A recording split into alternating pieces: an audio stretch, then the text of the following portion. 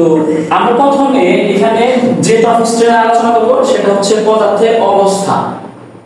তো পদার্থের অবস্থার দিক দিয়ে পদার্থ হচ্ছে তিন ধরনের, একটা হচ্ছে কঠিন, তরল, বায়বীয় বা গ্যাসীয়, তাই না? তো কঠিন পদার্থ কোনগুলো?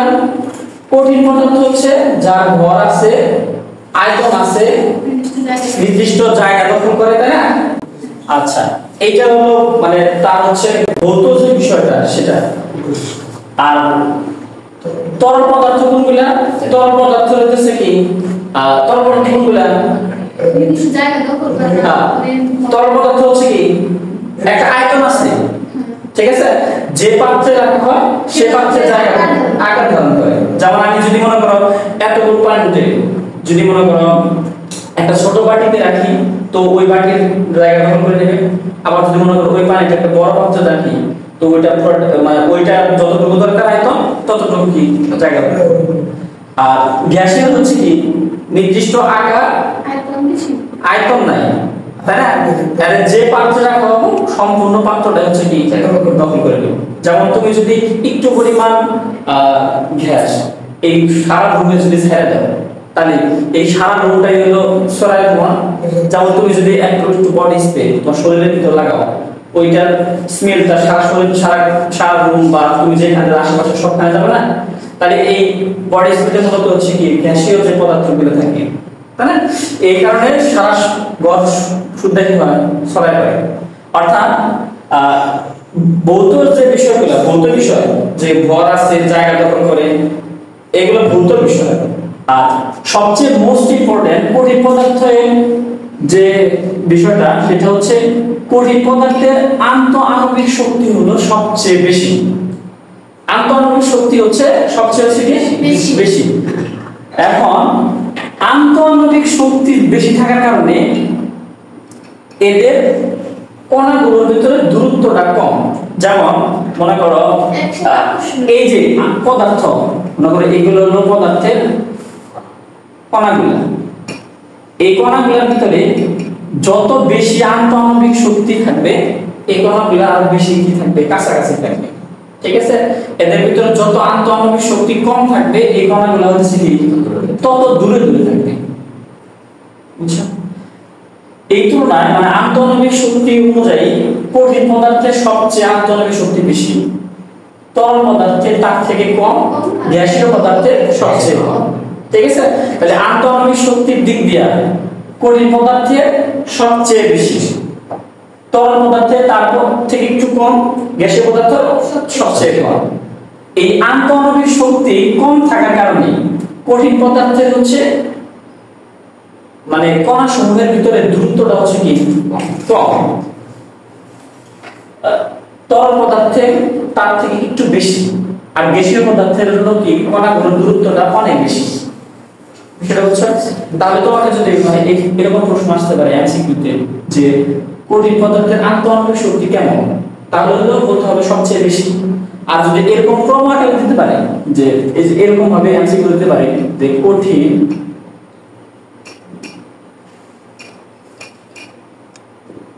তরল গ্যাসীয়, আবার দিতে পারে গ্যাসীয় কঠিন তরল, বা এইভাবে আরো অনেকগুলো দিতে পারে, চারটা অপশন থাকলে। তাহলে তোমার কি করতে হবে যে আন্তঃআণবিক শক্তি ক্রম কোনটা, মানে কম থেকে বেশি হচ্ছে কি কঠিন, তরল, গ্যাসীয়। আর যদি বলে বেশি আন্তঃআণবিক শক্তি বেশি থেকে কম, তাহলে বেশি থেকে কম কোন দিকে?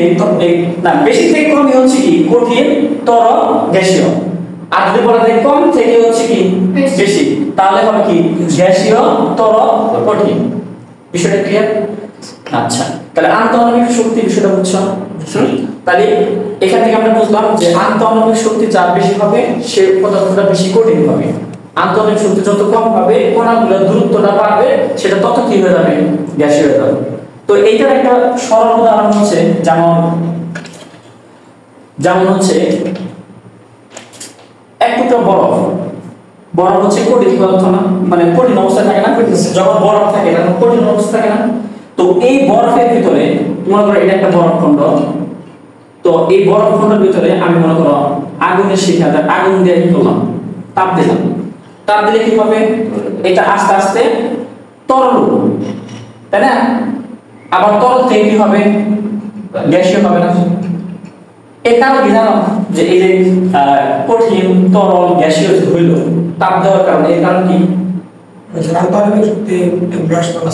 মূলত হচ্ছে কোন কঠিন পদার্থের উপর যদি তাপ প্রয়োগ করা হয়, তাপ প্রয়োগ করলে এটা কি হয়, আন্তঃআণবিক কণাগুলা, যে পদার্থের কণাগুলা এরা হইতেছে কি এরকম গতি শক্তি প্রাপ্ত হয়, মানে এটা কাঁপতে শুরু করে। আর কাঁপার কারণে একজনের থেকে আরেকজন দূরে চলে যায়, আস্তে আস্তে সরে যায়। মনে করো সাপোজ মনে করো এই এখন হুট করে আগুন ধরে, তাহলে কি হবো, যদি আমরা একটা কণা হই, মানে আমরা যদি নিজের একটা কণা হই, তখন কি করবো, আমরা একদিকে ছোটাছুটি করবো না, ছোটাছুটি করবো না, যে যে যার মতো হচ্ছে যার দিকে চলে যাবো না। তো এই কঠিন পদার্থের ভিতরে যখন তাপ দেওয়া হয়, তখন কণাগুলোর ভিতরে একটা গতিশক্তি সৃষ্টি হয়। গতিশক্তি সৃষ্টি হওয়ার কারণে তারা কি হয়, একটা আরেকটা থেকে দূরে চলে যায়। ঠিক আছে, এটার ভিতরে আরো যত তাপ দেওয়া হয়, তখন এই কণাগুলো আরো বেশি দূরে চলে যায়। এখানে যখন আরো তাপ দেওয়া হয়, তখন হচ্ছে কি আরো দূরে চলে যায়। মূলত হচ্ছে যে আমরা যে বরফ হচ্ছে 0 ডিগ্রি সেলসিয়াস তাপমাত্রা হচ্ছে কি গলতে শুরু করে না, এই তাপমাত্রা যখন 100 ডিগ্রি সেলসিয়াস চলে যায়, তখন কি ফুটতে শুরু করে। অর্থাৎ তাপমাত্রা যত বাড়তে থাকবে, ওই আন্তঃআণবিক শক্তি তত কমতে থাকবে, আর কণাগুলোর দূরত্ব কি হতে যাবে, তত বাড়তে থাকবে। বিষয়টা ক্লিয়ার? হ্যাঁ, তাহলে তাপমাত্রা বাড়ালে কি হয়, আন্তঃআণবিক শক্তি কি হয়, বেড়ে যায়। আন্তঃআণবিক শক্তি কি হয়, আন্তঃআণবিক শক্তি হ্রাস পায়, আন্তঃআণবিক শক্তি কি পায়, হ্রাস পায়, আর দ্রুততা কি হয়, বেড়ে যায়। যার কারণে কঠিন থেকে কি হয়, তরল। বিষয়টা ক্লিয়ার? আচ্ছা, এই পদার্থের অবস্থা দিকে তিন ধরনের না, এইটা ছাড়া পদার্থের আরেক ধরনের অবস্থা আছে। সেই অবস্থাটার নাম হচ্ছে প্লাজমা অবস্থা। এই তিনটা অবস্থা ছাড়াও পদার্থের আরেকটা আছে, সেটা হচ্ছে কি প্লাজমা।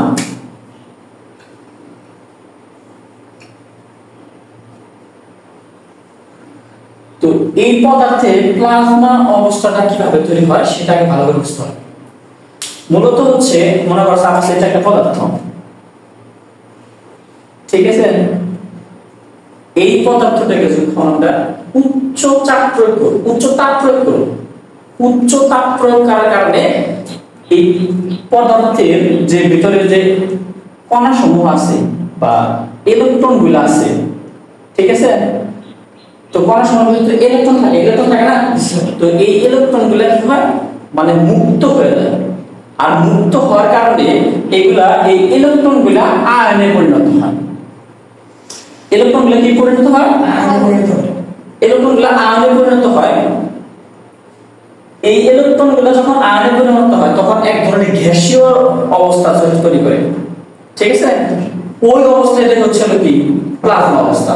অর্থাৎ কোন পদার্থের উপর যদি উচ্চ চাপ প্রয়োগ করা হয়, উচ্চ তাপ প্রয়োগ করা হয়, তাপ প্রয়োগ করার কারণে ইলেকট্রন গুলো মুক্ত হয়ে আয়নে পরিণত হয়, ঠিক আছে, তখন এক ধরনের গ্যাসীয় পদার্থের মতো দেখা যায়।